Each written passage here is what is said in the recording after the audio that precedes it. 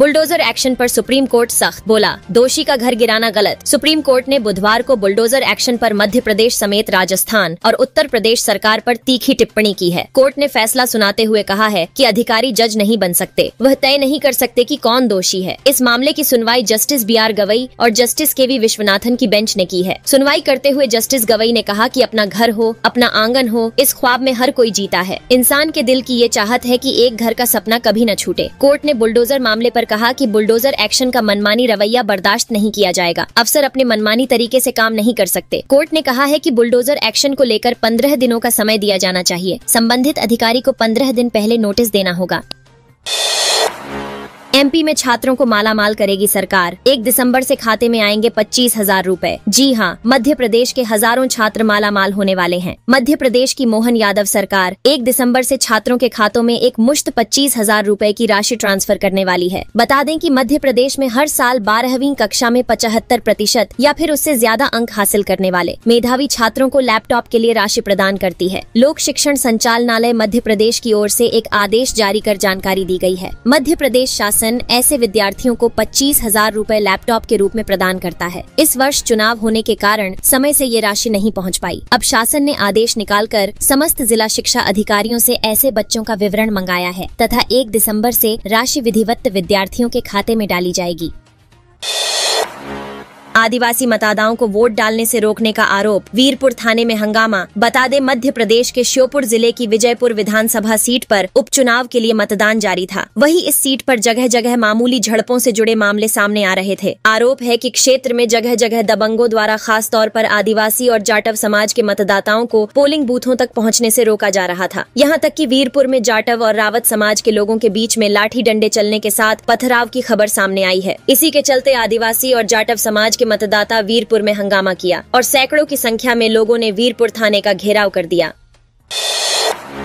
भेड़िए से लड़ने वाली जांबाज महिला को CM मोहन ने दिया बड़ा इनाम। जी हां, मध्य प्रदेश के छिंदवाड़ा में भेड़िए के हमले में एक महिला घायल हो गई, जिससे CM मोहन यादव ने वीडियो कॉल पर बात की है। महिला भुजलोबाई के लिए एयर एम्बुलेंस से भोपाल लाने की बात कही है। इसी दौरान CM ने महिला के लिए 1 लाख रुपए भी मंजूर किए हैं। वहीं कलेक्टर को अस्पताल जाकर महिला से मिलने को कहा। दरअसल सिंगोड़ी के पास खखरा के चौरई गाँव में शुक्रवार को भुजलोबाई और दुर्गा खेत में काम कर रही थी। इसी वक्त भेड़िए ने उन पर हमला कर दिया। दोनों महिलाएं आधे घंटे तक भेड़िए से लड़ती रहीं। फिर भेड़िए को फावड़े से हमला कर मार डाला। घायल महिलाओं को इलाज के लिए अस्पताल में भर्ती कराया गया था।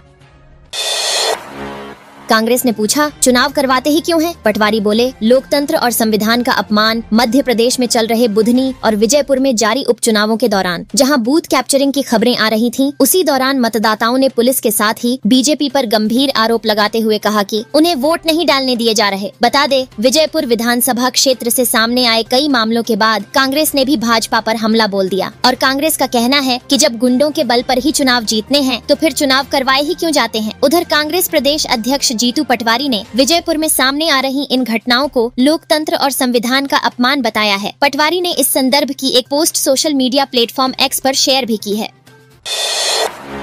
श्योपुर में पुलिस की सख्ती, बीजेपी अध्यक्ष VD शर्मा और कांग्रेस अध्यक्ष जीतू पटवारी को नहीं करने दिया प्रवेश। बता दे, मध्य प्रदेश में 2 विधानसभा सीटों श्योपुर की विजयपुर और सीहोर की बुधनी पर उपचुनाव के लिए मतदान चल रहा था। उस दौरान पुलिस सख्ती दिखा रही थी, क्योंकि श्योपुर में तो पुलिस ने बीजेपी अध्यक्ष VD शर्मा और कांग्रेस अध्यक्ष जीतू पटवारी को भी शहर के अंदर प्रवेश नहीं करने दिया और कांग्रेस अध्यक्ष जीतू पटवारी को पुलिस ने श्योपुर में प्रवेश करने से रोक दिया। वे राजस्थान के झालावाड़ से कुम्हाजापुर बॉर्डर पर पहुँचे तो पुलिस कर्मियों ने उनका कारवां रोक लिया। इस पर कांग्रेसियों ने हंगामा कर दिया। कुम्हाजापुर बॉर्डर पर जीतू पटवारी करीब 1 घंटे तक खड़े रहे, लेकिन पुलिस ने उन्हें श्योपुर नहीं जाने दिया। विजयपुर में वोटिंग के बीच बूथ पर सेक्टर मजिस्ट्रेट की पिटाई। मध्य प्रदेश के श्योपुर जिले की विजयपुर सीट पर हो रही उपचुनाव की वोटिंग के दौरान सुबह से कई जगहों पर हंगामे की खबरें सामने आ रही हैं। इसी बीच अब विजयपुर थाना इलाके के दौर्द गांव में सेक्टर मजिस्ट्रेट के साथ मारपीट का मामला सामने आया है। घटना दोपहर करीब 2 बजे के आसपास की है। मारपीट में सेक्टर मजिस्ट्रेट गंभीर रूप से घायल हुए हैं, जिन्हें अस्पताल में भर्ती कराया गया है। हंगामे और मारपीट के कारण कुछ देर तक बूथ पर मतदान भी रुका रहा, जो बाद में शुरू हो गया है। एमपी में उपचुनाव बीजेपी और कांग्रेस प्रत्याशियों को पुलिस ने पकड़ा कर दिया नजरबंद। बता दे, मध्य प्रदेश के श्योपुर की विजयपुर विधानसभा में उपचुनाव के लिए वोटिंग चल रही है। मतदान के पहले हिंसक घटनाओं के बाद पुलिस सख्ती पर उतर आई है। पुलिस ने बीजेपी अध्यक्ष वीडी शर्मा और कांग्रेस अध्यक्ष जीतू पटवारी को श्योपुर में प्रवेश नहीं करने दिया। विजयपुर में 12 प्रत्याशियों के बीच बीजेपी के रामनिवास रावत का कांग्रेस के मुकेश मल्होत्रा से सीधा मुकाबला है। यहाँ सुबह करीब 8 बजे कांग्रेस प्रत्याशी मुकेश मल्होत्रा को पुलिस ने नजरबंद कर लिया। कांग्रेस ने विरोध जताया तो बीजेपी प्रत्याशी रामनिवास रावत को भी नजरबंद कर लिया। एमपी में शुरू हो गई तैयारी, 19 साल बाद फिर से दौड़ेगी सरकारी बसें। बता दे, मध्य प्रदेश में 19 साल से बंद पड़ी सस्ती और टिकाऊ लोक परिवहन सेवा नए साल 2025 के पहले बहाल हो सकती है। मोहन सरकार ने इस पर फोकस बढ़ा दिया है। सरकार प्रायोगिक तौर पर सबसे पहले आदिवासी बाहुल्य संभागों व कुछ जिलों में सड़क परिवहन सेवा को शुरू करने के प्रयास कर रही है। बता दे, एक पीपीपी मोड पर सेवाएं शुरू करने और दूसरा 100% विभागीय नियंत्रण में सस्ती लोक परिवहन सेवा देने से जुड़ा है। अब यह जिम्मेदारी IAS मनीष सिंह को दे दी गई है। एमपी में 15 नवंबर से बढ़ेगा सर्दी का जोर। ये इलाका होगा सबसे ठंडा। दीपावली के बाद से मध्य प्रदेश में ठंड ने पैर पसरने शुरू कर दिए हैं। रात होते कई शहरों का पारा नीचे लुढ़क रहा है। अभी तक पचमढ़ी सबसे ठंडा है। यहाँ पर रात का तापमान 11 डिग्री सेल्सियस के नीचे चल रहा है। वहीं 15 नवंबर से प्रदेश ठंड का असर और बढ़ने जा रहा है। हालांकि कड़ाके की ठंड दिसंबर में ही पड़ने का अनुमान है। वहीं सोमवार मंगलवार को कई शहरों में ठंड का असर देखने को मिला। नवम्बर महीने में बीते कुछ सालों से देखा गया है कि दिन में गर्मी रहती है और शाम होते ही ठंड शुरू हो जाती है। हालांकि ठंड पड़ने के आसार 15 नवंबर के बाद से है।